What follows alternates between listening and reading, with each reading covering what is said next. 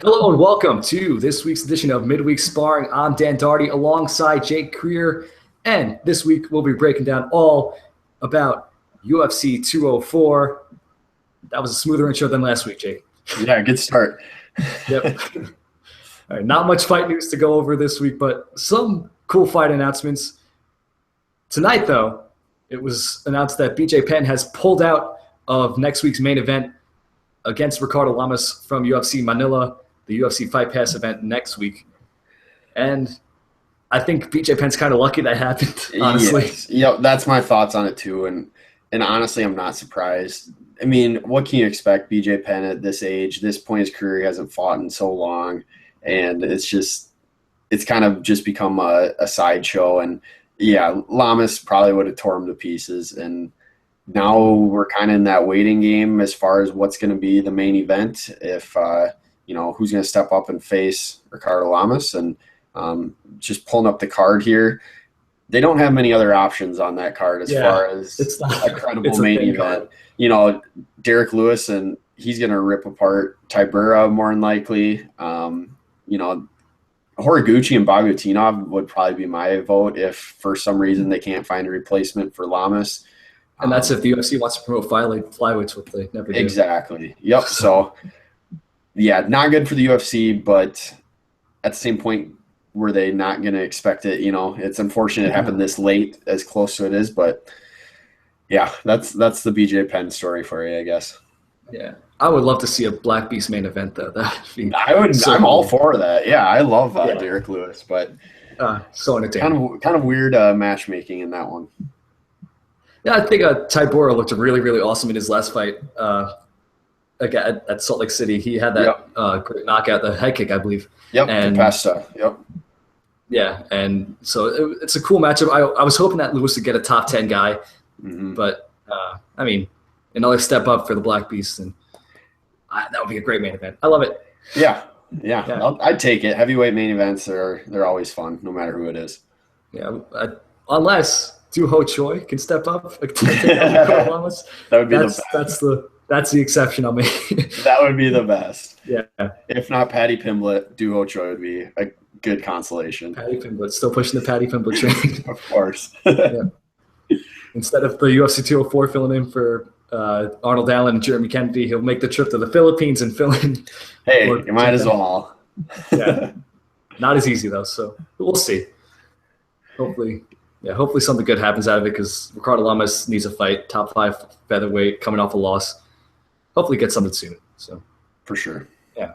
Other fight announcements, though, Anthony Hamilton versus Francis Ngannou coming to Albany. Hopefully I'll be at that card. We'll see. Upstate New York represent. That's a good fight to start off the announcements with that card. Yeah, you got to think that is a Fight Pass card, I believe, right? Yes, all Fight Pass. Okay, so that one, isn't it too the night before? It's before like their it'd probably be 208. Would it be 207? So sorry, 206. I might know. Yeah, 206. Yeah, because it would be the one after the New York card. It's the first weekend the first pay-per-view in December. And then the second one is New Year's Eve weekend. So, that's going to be a big card. And Ngannou's, I was super pumped about that because they're not pushing him to, Anthony Hamilton's very beatable, very winnable fight for him. And they're not pushing him too fast. And he has so much potential. He's shown it against, not the best of competition quite yet, but Anthony Hamilton's certainly a step up compared to who he has been fighting. So I love that fight. It should be on the main card, I would think. He's starting to get his name out there a bit. The UFC's given him, that he was on the main card for a Fox show. People are starting to figure out this guy. He's legit, and I hope you get to be there to see it. That'd be sweet. And he looks like a super athlete too. So like he has that look where it's like you put that guy on posters and everything. So, yeah, he's a freak. Yeah, and Anthony Hamilton, like I said, very beatable. He had that awesome knockout win against Damian Grabowski, though, in his last fight, 14 seconds. Right. And his best work is done in ground and pound, actually, I think, in my opinion. Yes, his wrestling is definitely his strength for sure. Yeah, a couple TKO victories from the ground. And it's a good matchup for Francis Ngannou. Anthony Hamilton does not have the cleanest stand-up. Shamil Abdurakhimov boxed him up earlier this year. So, yeah, another guy for Ngannou to make a name for himself. Yeah, hopefully on the main card. The other fight that was announced for that card was John Vellante versus Patrick Cummins. That's a pretty cool fight in the light heavyweight division. Well, yeah, it's cool too. Vellante will get the home game aspect of it. He'll be pumped up. He's always fired up for his fights. So Cummins has been quite the, he has his ups and downs. He looks so good some fights and then just looks absolutely terrible. The coffee shop worker that he was before coming to the UFC. Nothing against him. I mean, I really do like watching Patrick Cummins, but it's got to the point now where it's like you don't know what you're going to get out of him. And so I think that's a fun fight. I think Vellante can turn that into a slugfest, and I think Cummins won't be shy or afraid to shy away from that. So I think that'll be a fun fight. Yeah, it was like he lost that short notice fight to Cormier. Then he went on that awesome win streak where he was just grinding guys down to a pulp. And then he decided to start striking with guys, and that's kind of led to his demise recently, getting knocked out by OSP and Little Nog. So now he gets another striker in John Vellante, a striker who's susceptible to takedowns. Ilir Latifi just grinded him out for 15 minutes at UFC 196. So we'll see whose strength wins here. And Vellante has shown he's got a chin. I was at the fights in Chicago last summer when Tom Lawler just flattened him, like literally almost knocked him out of the cage. It was nuts. And so, it's a fun fight where I think someone will get knocked out. Yep, always entertaining with John Vellante on the card. Another great fight that was announced, UFC Sao Paulo, UFC Fight Night 100. Did we mention that this week that the main event changed? No, we did not. Because I don't know if that might have came out since Thursday. I don't know. Alexander Gustafsson out, Ryan Bader in against Little Nogueira, and I don't think is that a rematch? I don't know if that's a rematch. I don't think they faced each other, as far as I know. I'm not entirely positive. In my mind. But I like it. Bader, he looked awesome and just leveled CP. That was insane. That knee was incredible.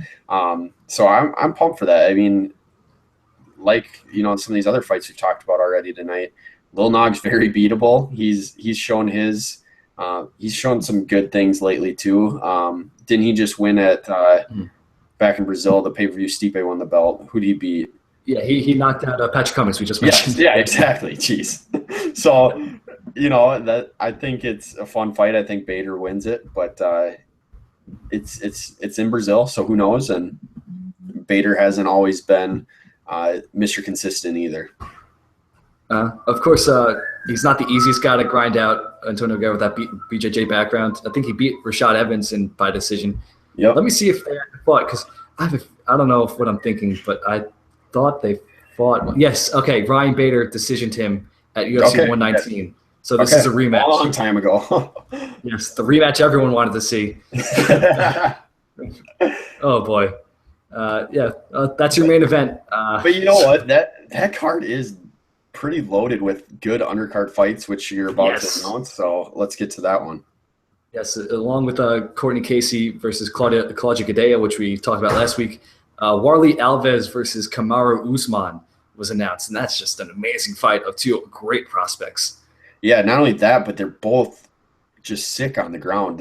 They both are incredible with their jiu-jitsu. Usman is he's a student of the game. I mean, you see him lately, if you watch on Fight Pass, he does a lot of the commentary, I think, for Victory Fighting, or at least recently, or maybe Titan. I don't know, one of those two. But he knows his stuff. I really enjoy listening to him. He was one of my favorites to watch on that season of Black Zillions and ATT. Obviously, he won the big fight for them. If you call him the Ultimate Fighter or not, is up for debate. But he's super fun to watch. He's a good technical fighter, and Warley Alves is he will go at you as hard as he can for as long as he can, and I think that's a good test for Usman.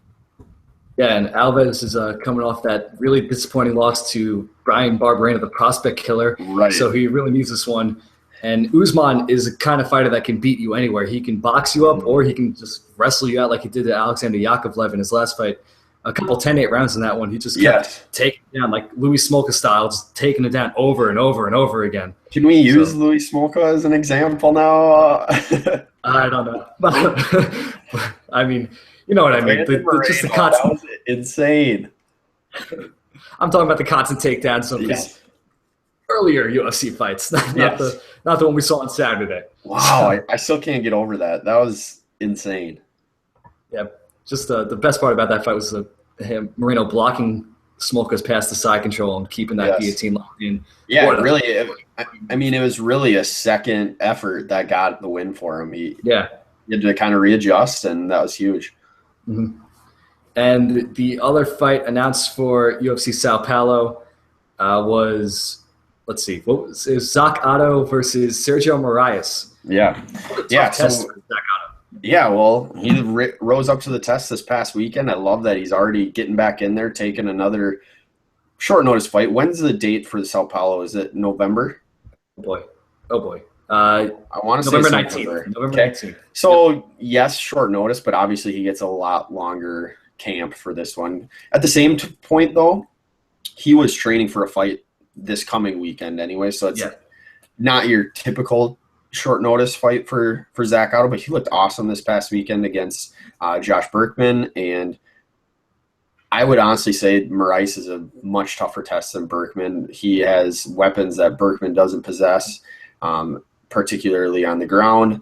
Moraes has been just insane in his UFC career, even starting back on The Ultimate Fighter. That I think is the first or second season of Tough Brazil. He's just a ninja down on the ground. He has some insane submissions. The one in particular I remember was back on the card when the Korean Zombie fought for the belt against Jose Aldo, and he messed up his shoulder in that fight. Moraes fought on the main card or the prelims that night, and he had just an awesome Kimura. I don't remember who it was against, but that one stands out the most to me. Let's see. He just had an insane transition. Hold on. I don't know if it was Kimura. He's got 2 submission victories in the UFC. Okay. Rear naked choke and triangle choke. So maybe it was a triangle, but he may use something. I just remember his transition was insane. Yeah, he's had a couple of great, beautiful transitions. I think one that's famous he's famous for is he was in side control once and just basically leaped left into mount against someone. Sure. But he's one of the most decorated jiu-jitsu practitioners in the UFC. A couple of world championship gold medals. So yeah, he's incredible on the ground. Coming off a draw. Main point is. Yes. Point is, don't mess with him on the ground. And, Otto's going to have to be able to do what he did this past weekend to Berkman. Like you were talking earlier, his leg kicks were awesome. He switched his stances. He eventually, I remember they were talking on the commentary that his coaches told him use that jab to get into it and get his takedown. And he tried it and he failed, I think. And he might have got a takedown midway through that third round, but that's what they wanted him to go for, to kind of just grind out that last round for the win. But I don't think he's going to want to do that against Moraes. Oh, absolutely not. Absolutely not. And this is actually another short notice kind of fight. He's filling in for Michael Graves. Graves was supposed to fight Sergio Moraes, and he was arrested on a misdemeanor battery charge. So Zach Otto stepping in again. Yeah, which sucks too, because I was looking forward to Graves fighting against him, because Graves has been looking super good lately, and I think he's been undefeated since coming off the show. What's interesting, I think he's coming off a draw too, so that would have been 2 guys coming off draws to fight each other. Who did he just recently had a draw against? Volikovic? Bohan Volikovic. Yep. The fight before that, he looked incredible against Randy Brown. Oh, absolutely. So he looked good in that fight with Boyan, but it would have been a draw versus draw matchup. But I was really looking forward to that one. But I mean, I'm super pumped about Otto stepping in and looking forward to see how he does in his second fight. Yeah, definitely a different style for Moraes to deal with than Graves is grinding out kind of thing. So yeah, I think that's all for fight announcements. So we'll go into UFC 204. Prospect to watch though, Mark Diak Casey, all the way from Britain. He's the local man on the card. He was supposed to fight someone. Reza Madadi. Reza Madadi. Okay, yes. And now Lucas Sajewski's coming in. And Diakisi, he's pretty well-rounded, vicious power in his right hand. There was one fight where he just came out, threw a couple of fake jabs, and then overhand right for the win. That's it. And then there was another fight where, again, first punch knockout. I think those were it might have been his last two fights where he had 2 first punch knockouts. Yeah, I think I saw that. I was just reading up on him. I believe it said last 2 victories ended by knockout in a combined 60 seconds. Yeah, that's it. Yeah, first punches for each of those fights put the guy clean out. So yeah, he's got amazing power in his right hand. His wrestling is a little strange. He's a little kind of awkward on the ground. Doesn't establish his base that often. So he does give up position at times. He did try a lateral drop in one fight that I watched and ended up on his back. That's not what you like to see. So the ground game could use some improvement. He does have good takedowns. It's just keeping those positions where he struggles. But man, dealing with that power on the feet, that's going to be tough for Lucas Sajewski, who struggled against a guy like Gilbert Burns, who's all jiu-jitsu. Mm-hmm. Burns rocked him in their fight. So that's not really a good sign when you're facing Mark Diakisi. So he's British. So did his previous organization, was he in Cage Warriors, Bama? I don't know. He was in Bama. Bama. Okay. So obviously a good promotion over in Europe, and I'm super pumped to see him fight. I do my top 5 fighters to watch for, and he's number 2 on my list. So undefeated, 9-0. According to UFC, 44% of his 9-0 victories, or his 9-0 record, have come by knockout. Looks like one of those came by submission and the rest decision. Love his nickname, Bone Crusher. Can't go wrong with that. Yep, and he's got great hair too. I like that little mohawk. So. Yep. And with that, what are other fighters that you're watching? You mentioned that list you have. Yeah, so number 5, we were talking before, Leo Santos. Now that I looked at the matchup a little more, I probably would have had Santos and Martins up higher on my list for fights to watch, but that's a sweet fight. Looking at some of the guys that Martins has fought, like we said, his only losses come to Cowboy Cerrone, but the downfall with him, he just doesn't fight enough. He hasn't fought in over a year now, almost to the date actually. But Leonardo Santos, undefeated in the UFC, did have that draw with Norman Park, but I think he's 4-0-1.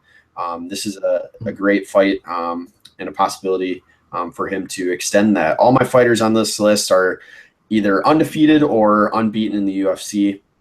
Number 4, Danny Roberts, Hot Chocolate. He's looked great in his time in the UFC. He's had a fight of the night with Dominique Steele. Dominique Steele, thank you. And then he had a performance of the night victory, I think, as Nathan Coy. There we go. Yep. Yeah. And that might have been his debut, I think. Yes, that was. It was last December, that 3 fight night card in a row. He was on that Thursday night, I think.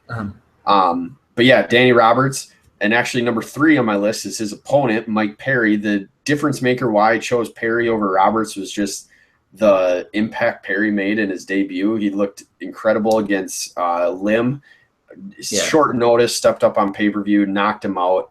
Made a lot of waves too. Yeah, he likes to talk smack. I think he said something about literally going to kill Danny Roberts or some weird quote like that. He's a strange character. He definitely is. And so, that kind of unknown factor drew him up on the list for me. 2, we already talked about Diakisi. And then number 1, I've been waiting for this guy to come back for a long time. Finally, we're going to get him in there, Mirsad Bektic. The guy is an insane prospect.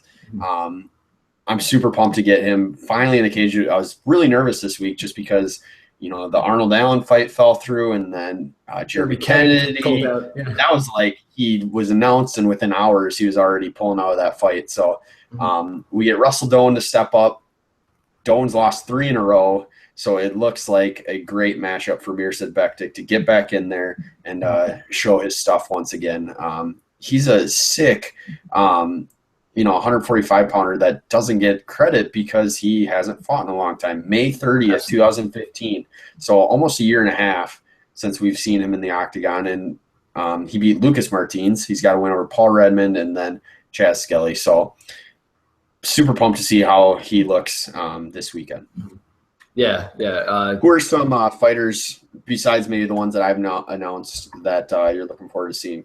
I love Albert Tumanov. I love his game. He's coming off that tough loss against Gunnar Nelson. But man, his striking is so fun to watch, though. His head kick knockout. Well, go ahead. I was just gonna say, how'd you like when he just kept charging after Lorenz Larkin? That was a sweet fight. Yeah, that was a really good fight. I scored it for Larkin, but man, it was really fun to watch. Tumanov's striking is just amazing.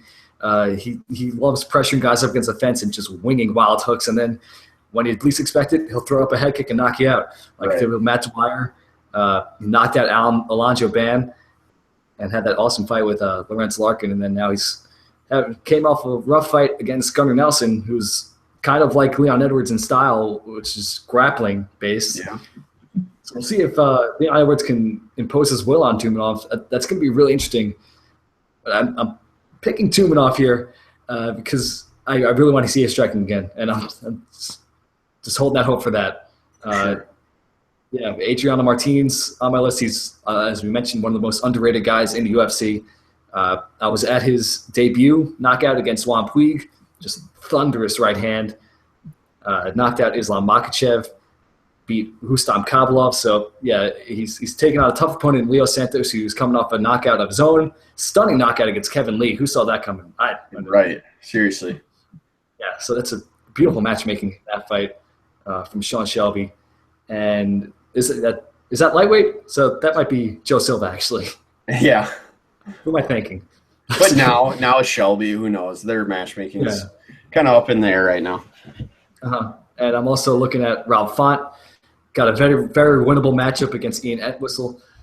We know what Entwistle's going to do. He's going to try to die for your legs. And I think Rob Font is smart enough to get away from that, use that right hand, and hopefully knock out Entwistle early.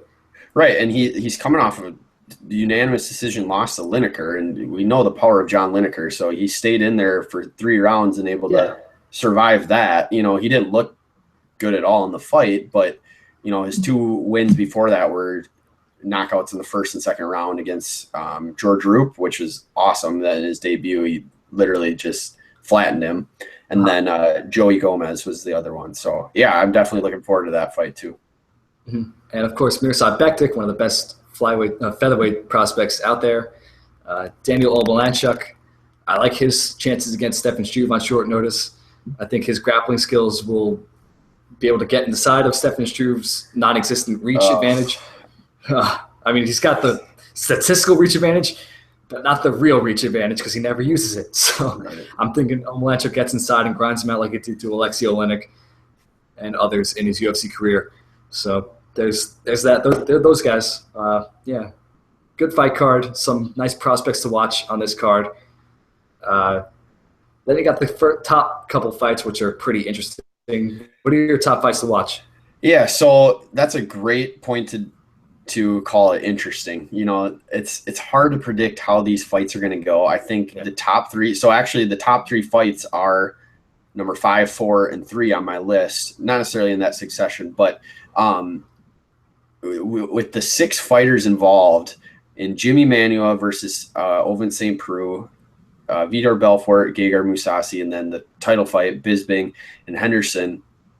There's a lot of questions there. You know, all 6 of these fighters have been known to have duds in their fights. It's never like, you know, they're a guarantee this is going to be a sick fight. But all 6 have produced insane fights too. So that's why maybe some of those got elevated on my top 5 fights to watch. Number 5, I got Belfort and Mousasi. I actually have Vitor Belfort going to be my performance of the night prediction as well. Just in the sense that I think he's due. I know the TRT getting off that's we've seen a new Vitor. But the fact that, you know, Uriah Hall, what he did to Mousasi, I think that Belfort's obviously more experienced, but I think he's a better striker than Uriah Hall is. I think he's obviously a better fighter than Uriah Hall. So I think we're going to see, you know, a hole in Mousasi's game where Belfort's due, and that's my prediction. It's kind of going out on a limb just because Belfort hasn't looked good at all lately. But I still think there's a little bit left in his tank. Number 4, I got St. Preux and Manua. I think that's a fun fight that'll take place, likely on the feet. We haven't seen Manua for over a year when he got just steamrolled by Anthony Johnson. I think it was like a year ago, September now. And then St. Preux coming off. He didn't look terrible, honestly, against John Jones. He did back in April. So St. Preux looked good lately. The fight before that, was that the knockout of Shogun that got him that fight? Yes. Okay, so. I think so. No, he knocked out Cummins, actually. So I think there's Shogun, and then I think he might have lost, and then he had the Cummins win. So, St. Preux is definitely, he's still a huge prospect for that division. But like I said, he's had some duds where he just hasn't come out and performed. And like in that Ryan Bader fight, he didn't do anything. He just got wrestled and couldn't do anything. So the Glover Teixeira fight too. And the Teixeira fight. So Manua, he still only has 2 losses. I think Gustafson was one, and then obviously Anthony Johnson. So that's 2 legit elite fighters in that division, and we'll see where he's at now after a year off. Like I said, number 3, Bisping Henderson. Who knows what we're gonna get in this fight? I'm pumped for it, just in the sense that they hate each other. That's great. The rematch, the history between them. My favorite thing this week, I haven't watched it yet, but I saw so many people tweeting about yesterday from the Embedded episode how Bisping asked his son, "What's your prediction?" And he goes, "Dan Henderson." And he goes, and then Bisping says, like, "How?" Like, kind of like, seriously? And he goes, "By knockout." I think that's just the best. So he's always picking against Bisping on those Embedded. It's funny. It's hilarious. He did that way against Rockhold too, I think. Was what I was reading. So and Anderson Silva. So so I got to go back and watch that. It's so funny. But then there's the storyline: is Henderson going to actually retire if he were to win the championship? He says he will. I don't want to think about that. I know. Can you imagine though, Dan Henderson, our champion?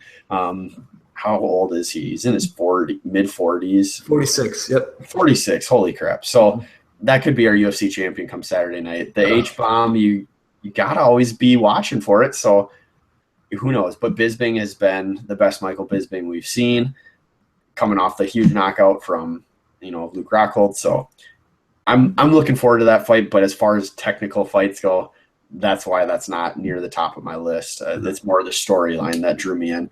Number 2, I got Mirsad Bektic against Russell Doan. I expect Bektic to kind of run through him, but Doan's got a good chin on him too, and he's been known to have just some crazy fights in the UFC. He lost to Pedro Munoz in his last fight. He actually looked good on the feet though. He did. He did look really good in that fight. So in that sense, I do like that fight a lot.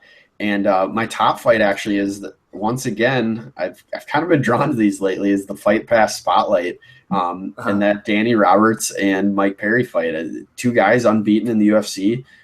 They're thirsty to make a name for themselves, and the smack talk's been there, so that I like that. And it's going to be interesting to see what Mike Perry's all about. We saw it the first time, but can he do it again is kind of the thing. And Danny Roberts in front of his home country, he's looked great. So that's going to be my top fight this weekend.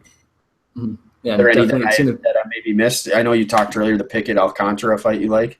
I do like Pickett Alcantara. I mean, Pickett is always entertaining, and also Alcantara also has a fight of the night on his record against Jimmy Rivera. So, yeah, those guys both bring it, and that was supposed to happen in Hamburg, and it was delayed because of an injury for Pickett. Now he's fighting in his home country. He'll obviously be pumped for that. Won his last fight against Francisco Rivera, which is also a wild fight, but that was a sketchy split decision there. Yeah.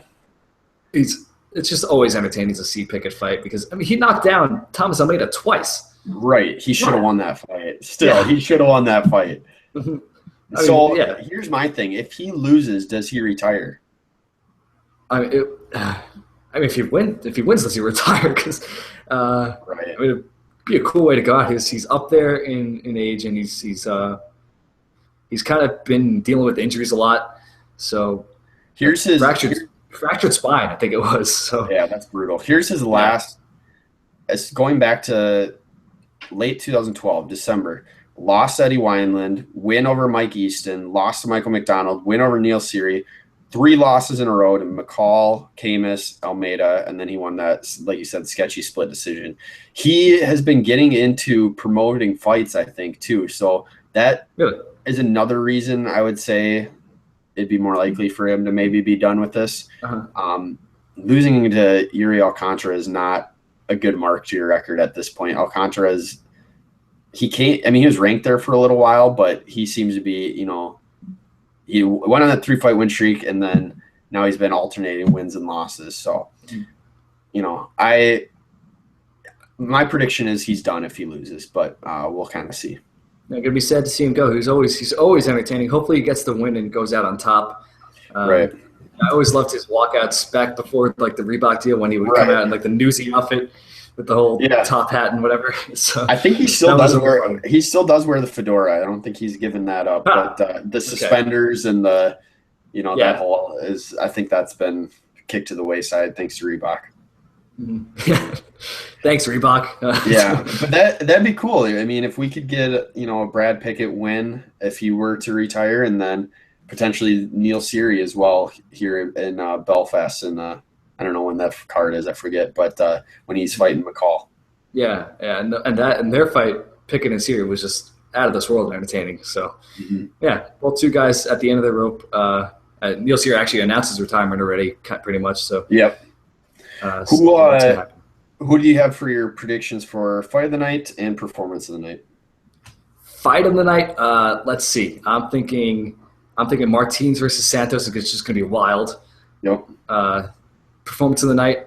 I will take. Let's see. Mirsad Bektik will win performance of the night, and Rob Font.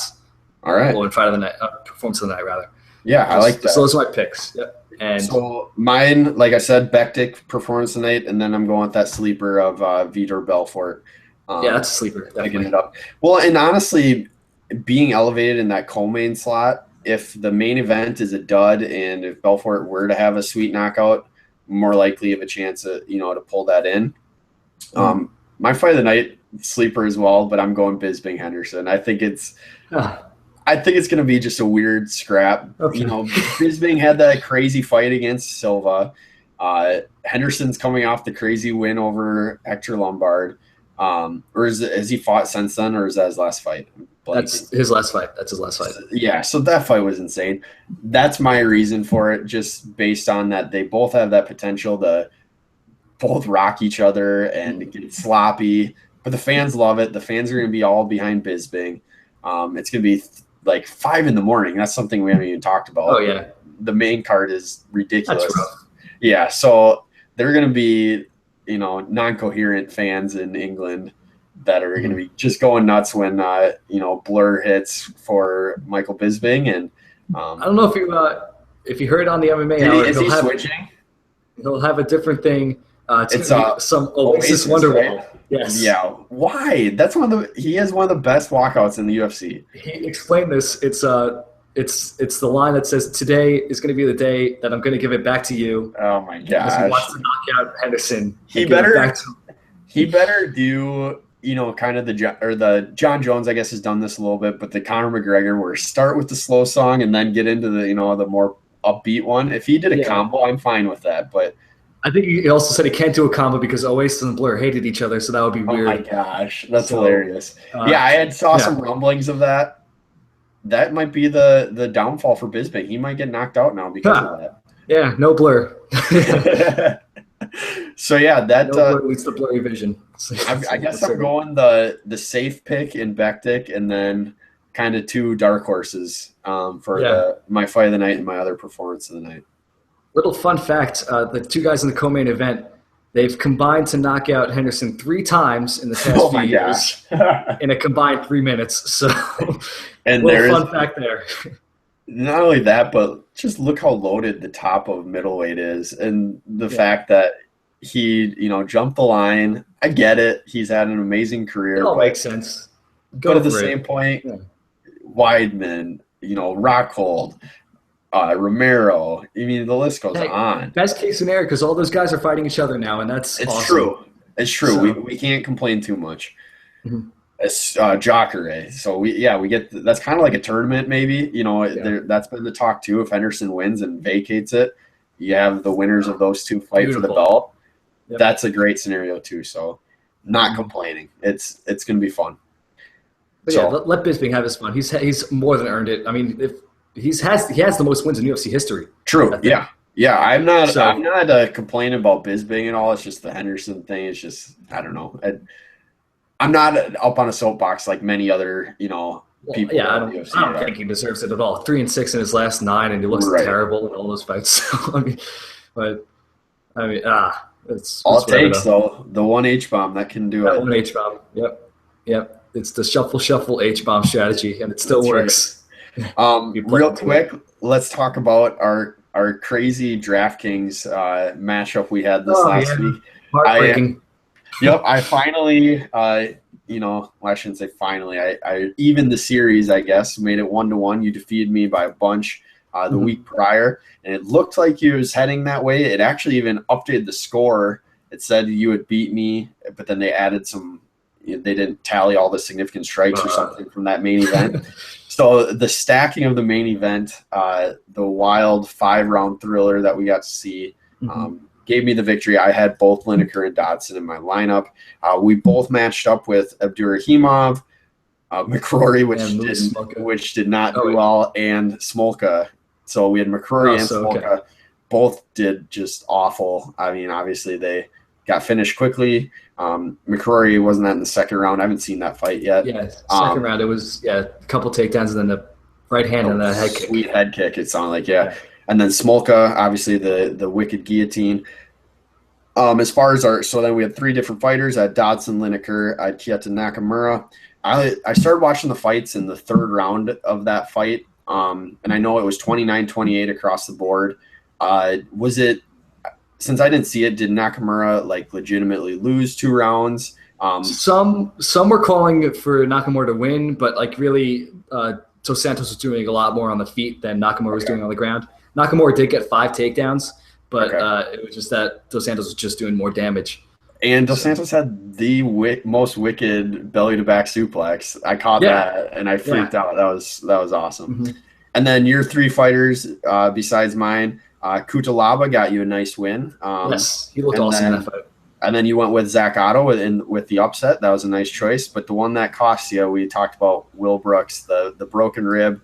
Ended up leading to that just crazy finish. I'm sure you talked about the Oliveira. The taunting and everything. The post fight in your latest podcast. Yep, kind of ranted about it because he missed weight. Shouldn't be doing that if you miss weight. Yeah. The rib injury kind of got me because he was the better fighter in that fight. I think that's without a doubt. He took him down.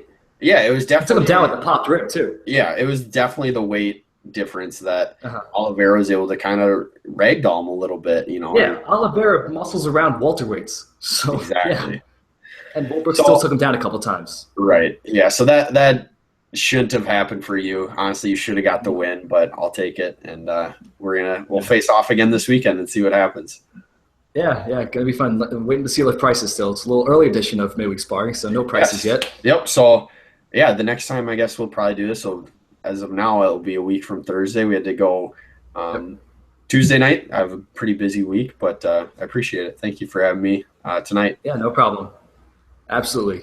I can make my schedule work. College student. So, yeah. But overall, picking Bisping in the main event and Mousasi in the co-main. So going opposite of you in those. Yeah. I think Bisping's too smart to lose to Henderson and Mousasi also too smart to lose to Belfort.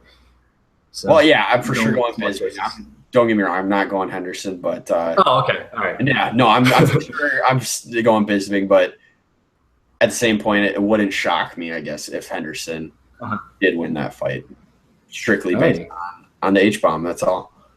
Mm-hmm. And I think that about does it for this week, unless you have anything to add. No, I think that's good. Yep.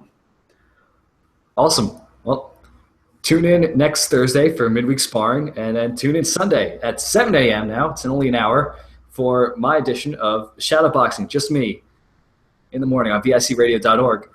I'll break down UFC 204 right after it happens. So make sure you tune into that. And thank you, Jake, for coming on.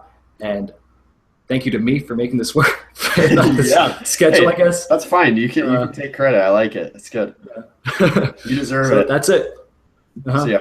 Next week, we'll break it down UFC Manila. It needs a main event now. All right. Yeah, hopefully we get one by then. See you later. Yeah. Awesome. So long. And thank you for listening. Make sure you're tuning to Shadowboxing Sunday morning, 7 a.m. and Midweek Sparring right here on YouTube on Thursday. Times do vary. Thank you for listening.